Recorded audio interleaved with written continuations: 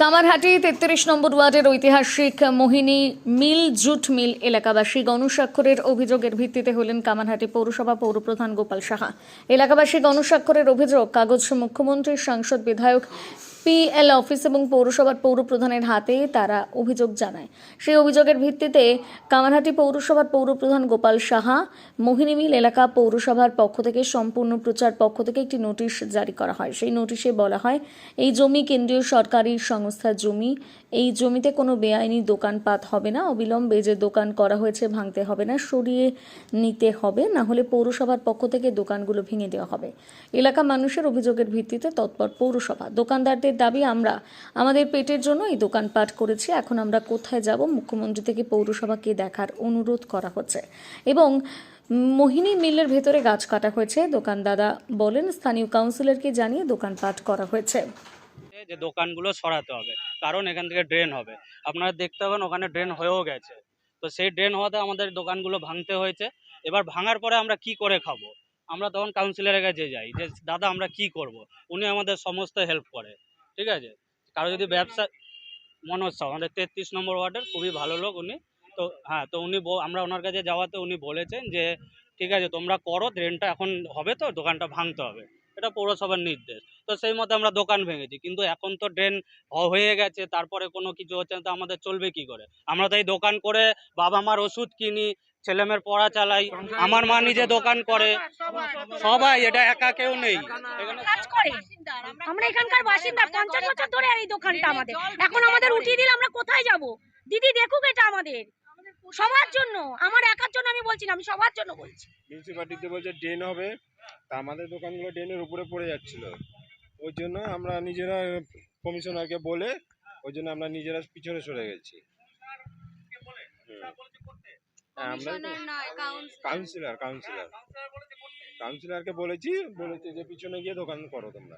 করছি আমরা কোনো দখলও করছি না, আর আমাদের আজকে নতুন দোকান না। যখন মোহিনী মিল বন্ধ ছিল তখন তো আপনারা এসে একবার খোঁজ খবর নেন নাই যে আমরা কিভাবে আছি। এখন আমরা পেছন দিকে সরে এসেছি বলে আপনারা সব ক্যামেরা ট্যামেরা নিয়ে চলে আসছেন, আর এত বছর যে আমরা যেভাবে ছিলাম একবার তো খোঁজ খবর নেননি। নোটিশ লাগালে কি করবো? এখন আমরা কোথায় যাব? রাস্তায় বসবো? যাবো কোথায় আমরা? আমাদের ঘরে আমার ভাই, ছেলে, মেয়েরা সব আছে, তাদের পড়াশোনা আছে, কি করে চালাবো? হ্যাঁ, রাস্তাটাকে ক্লিয়ার করা হয়েছে, কারণ যেহেতু ব্রিজ বন্ধ। দাবি জানাচ্ছি গরিবের, আমরা জানাচ্ছি যে আমরা সামনের দিকে ছিলাম, আমরা পেছন দিকে চলেছি, আমরা যেখানে আমরা এসেছি এখানে যাতে আমরা থাকি। পৌরসভাকে সচেতন না, আমরা পৌরসভা যে চিঠিটা দিয়ে গেছে, আমরা গোপাল শাহ আমাদের পৌরপ্রধান, তাকে আমরা সম্মান করি এবং তিনি সমস্ত রকম হেল্প করে পাড়ার লোককে, পরিষ্কার থেকে ভালো কাজ করে। তো আমরা তার কাছে অনুরোধ করব এবং আমাদের যিনি মুখ্যমন্ত্রী আছে মমতা বন্দ্যোপাধ্যায়, তার কাছে আমরা রিকোয়েস্ট করব, তিনি গরিবের মুখ্যমন্ত্রী, এই গরিব মহিলাগুলো এবং গরিব ভাই বোনদের দিকে যাতে তাকায়। ঘরগুলো আমরা দোকানদাররা নিজেরাই করেছি, আমরা নিজেদের খরচায় করেছি। আজকে থেকে ৫-৭ দিন আগেই আমার কাছে একটি মার্চ পিটিশন এলো এবং সেখানে বিস্তারিত প্রায় ১০০খানি মানুষ স্বাক্ষরিত মার্চ পিটিশন। যেই মার্চ পিটিশনে তারা মুখ্যমন্ত্রী থেকে বহু মন্ত্রী, বহু নেতা, এমএলএ, এমপি সকলকেই জানিয়েছে। তো সেই চিঠিটা পাওয়ার পরে আমি আমার ডিপার্টমেন্টকে ইন্সপেকশন করতে বললাম। তো ডিপার্টমেন্ট ইন্সপেকশন করেছে, করে গিয়ে যা দেখেছে তাতে বললো যে হ্যাঁ কিছু ঘরফর হচ্ছে এবং ইসে হচ্ছে, যা যা হয়েছে সেটা বলেছে। বলার পরে আমি নোটিশ লাগিয়ে দিতে বললাম এবং নোটিশ ইস্যু করে সব জায়গায় লাগিয়ে দেওয়া হয়েছে এবং সেটা থানাকেও জানিয়ে দেওয়া হয়েছে।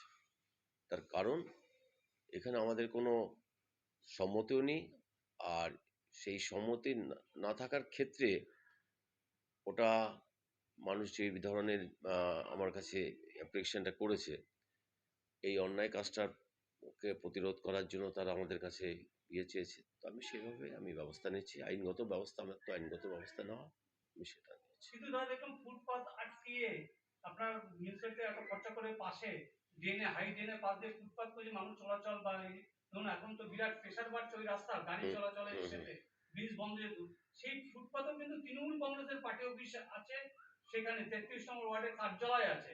তাহলে কি এই কার্যালয় করাতে কি অনুপ্রাণিত হচ্ছে এরা? যে দোকানপাট করে ফেলা, রাস্তা আটকে যেহেতু না পার্টি দেখুন, অফিসারদের আমরা সবসময় বলছি আমরা অনেক জায়গায় কাজ করতে গিয়ে বাধাপ্রাপ্ত হচ্ছি।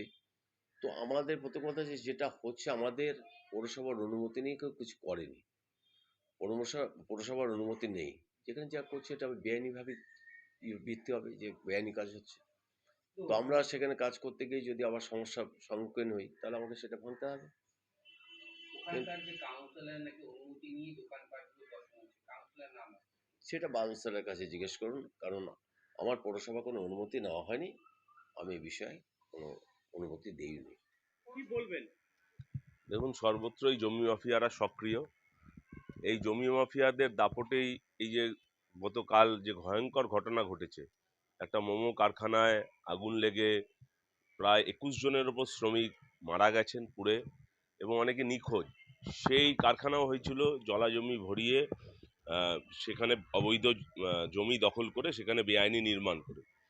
এখন মইনি মিলের জমিতেও এই ঘটনা ঘটছে। মইনি মিল এনটিসির জমি, কেন্দ্রীয় সরকারের অধীনস্থ সংস্থা, আর তার কেয়ারটেকারের দায়িত্ব ছিল পৌরসভা। এখন পৌরসভাকে ঠুটো জগন্নাথ দেখিয়ে যদি ওখানে একটার পর একটা সেই জমি দখল করে সেখানে বেআইনি নির্মাণ হয়, তাহলে পৌরসভা কি করছে, প্রশাসন কি? বেআইনিভাবে দোকান তৈরি হচ্ছে, প্লাস ভিতরে গাছ কেটে ফেলা হয়েছে, কি বলবেন? এটা এটা ওখানকার লোকাল লোকজন এর এগেনস্টে কমপ্লেন করেছিল এবং সবাই মানে including DM, district magistrate, chief minister of West Bengal, এখানে সিপি ব্যারাকপুর, এখানে বিএলআরও, এখানে মিউনিসিপ্যালিটি এবং লোকাল পিএসকে কমপ্লেন করা হয়েছিল। কিন্তু দুর্ভাগ্য হচ্ছে এটা একটা রাষ্ট্রশক্তির সংগঠিত অপরাধ, যে কারণে লোকাল কাউন্সিলর থাকা সত্ত্বেও তার চোখের সামনে কনস্ট্রাকশন হচ্ছে এবং মিউনিসিপ্যালিটি জানে না, ওভারসিয়াররা ঘুরছে, মিউনিসিপ্যালিটি জানে না, এটা হতে পারে না। এতটা কনস্ট্রাকশন হয়েছে এবং এই কনস্ট্রাকশনে যখন চিঠি দেওয়া হয়েছে, দেবার পরই ওরা কি করেছে, ইনভেস্টিগেশনে এসে প্রথম খুঁজেছে হু আর দ্য কমপ্লেনেন্ট। এই কমপ্লেনেন্টদের প্রথমে খোঁজা হয়েছে, সেখানে যে অভিযোগটা করেছে সেই অভিযোগটা তারা দেখেনি। তারপরে এই কনস্ট্রাকশনের স্পিড আরও বেড়ে যায়, লোক বাড়িয়ে দিয়ে কনস্ট্রাকশন করা হচ্ছে। তার মানে কি, এটা রাষ্ট্রশক্তির সংগঠিত একটা চুরি বা অপরাধ।